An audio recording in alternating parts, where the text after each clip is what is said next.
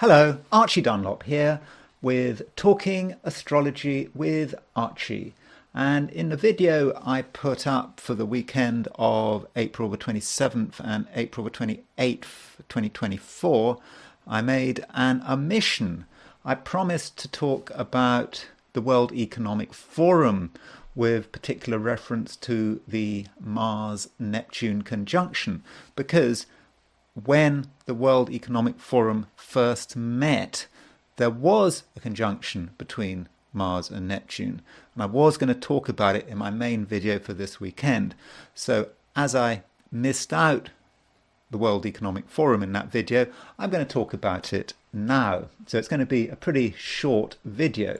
So here is the horoscope of the World Economic Forum when it first met in 1971. So you can see I've set this for January the 24th, 1971 in Davos, Switzerland. I don't know when this first conference convened, but I'm just going for 9 in the morning. Perhaps Aquarius was rising. I mean, that seems reasonable. If I'm wrong, my apologies.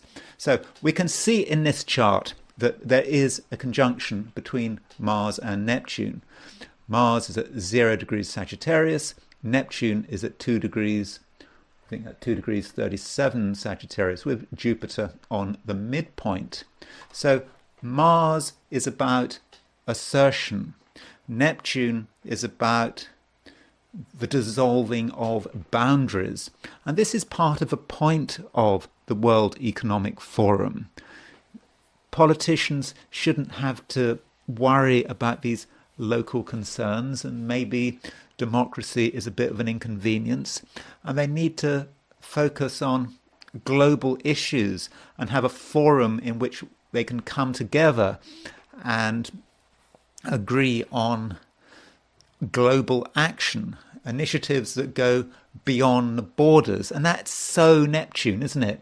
Neptune dissolves borders. Mars and Neptune putting one's energy into moving beyond the nation state, moving beyond national politics. And we notice that this Mars-Neptune conjunction on January 24th, 1971 was in Sagittarius. Sagittarius is the sign of moving beyond borders. Sagittarius doesn't like to be contained in one place, one country, one nation, wants to go everywhere.